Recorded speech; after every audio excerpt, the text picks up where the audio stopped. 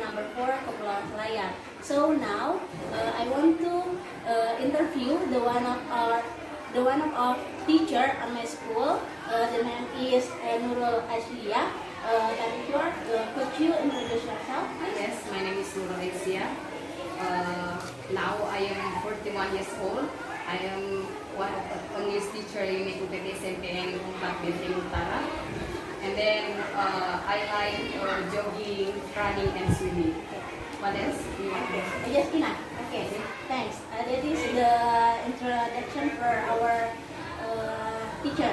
So let's move to speak in bahasa. So di sini ada beberapa pertanyaan mengenai permasalahan yang sudah saya research di dalam proses pembelajaran.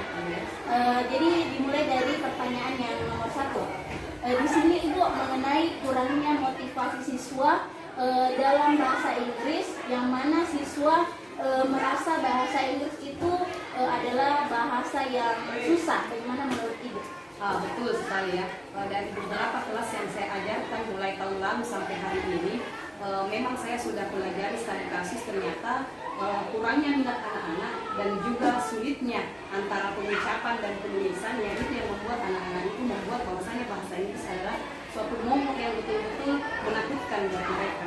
Malah mereka kurang ada keinginan untuk mencari atau menemukan kata-kata baru, baik itu di dalam kamus maupun kehidupan sehari-hari mereka. Jadi memang di situ masalahnya, memang anak-anak tidak ada motivasi untuk itu. Terima kasih Ibu. Selanjutnya masih mengenai motivasi siswa. Nah, di sini kurangnya minat dalam membaca teks. Nah, ini yang menjadi masalahnya. Bagaimana kira-kira pendapatnya Ibu terhadap kurangnya minat siswa dalam membaca teks, entah itu teks panjang ataupun teks pendek? Oh ya, reading teks. Reading teks. Jadi ya seperti tadi itu yang saya ucapkan, bahwasanya memang anak kesulitan karena selama ini mungkin anak-anak kurang termotivasi untuk membaca baik itu teks pendek maupun teks panjang.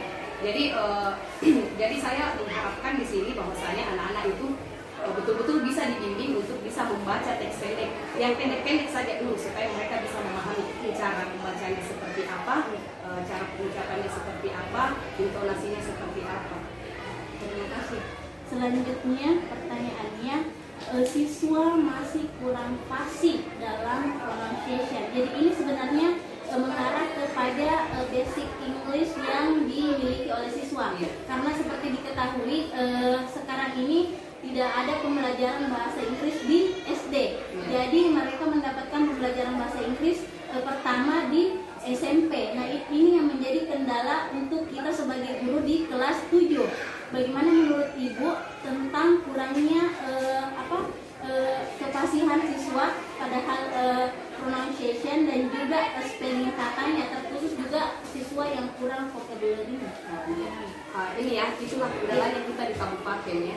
Kita kan di Kabupaten Selayar ini kita kan ada beberapa macam bahasa.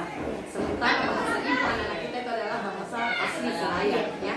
Sementara kita kan dalam mengajarkan bahasa Inggris, itu yang harus kita bentuk adalah Inggris Indonesia, bukan Selayar Indonesia baru ke Inggris. Itu saya sebagai guru juga sebenarnya sulit sekali, karena saya harus memahami dulu, kita harus memahami dulu anak-anak bahasa Selayarnya, terus kita arahkan ke Indonesia, baru kita ajarkan ke Inggris. Nah, jadi di situ kendalanya. Nah, jadi saya rasa untuk solusinya yaitu tadi betul-betul mengajak anak-anak untuk bisa berbahasa Indonesia dulu, baru kita ajarkan mereka untuk berbahasa Indonesia sesuai dengan bahasa Indonesia sendiri. Selanjutnya ini mengenai hubungan kita sebagai guru dengan orang tua siswa. Apakah selama ini proses pembelajaran yang dilaksanakan sudah ada kesinambungan dengan orang tua siswa? Alhamdulillah, so far so good ya. Jadi semua sekarang sudah berjalan bagus. Jauh sebelum lalu itu memang sangat tidak berkesinambungan antara hubungan antara orang tua siswa dengan guru. Tapi alhamdulillah sekarang sudah semakin membaik. Pertanyaan selanjutnya mengenai model pembelajaran dalam kelas. Nah, ini banyak yang saya temukan guru masih menggunakan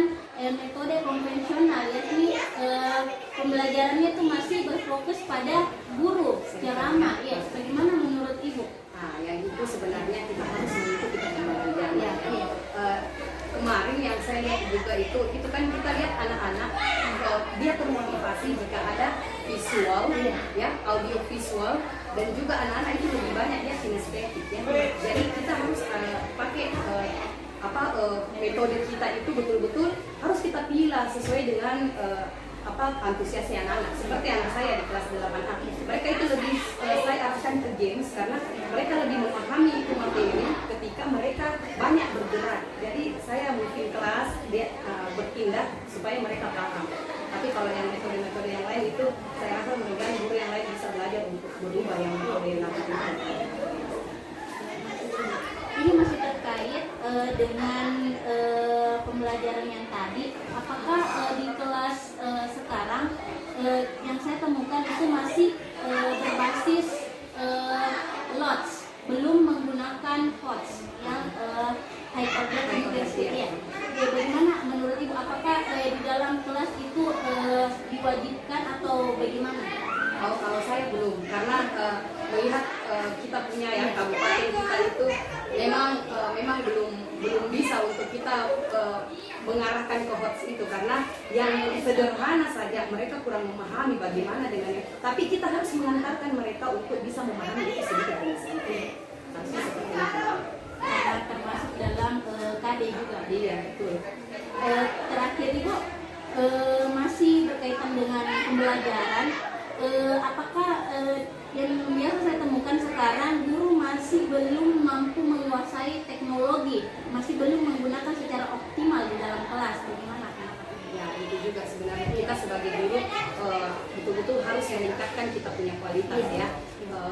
Belum dalam memahami teknologi saja, tapi dalam memahami metode apa yang akan kita berikan ke siswa. Terus lebih bagus memang kalau kita menggunakan teknologi, karena anak-anak pasti senang. Seperti yang saya bilang tadi, audio visual atau visual itu jauh lebih bagus ketimbang memakai metode-metode yang masih menurut saya sudah punah.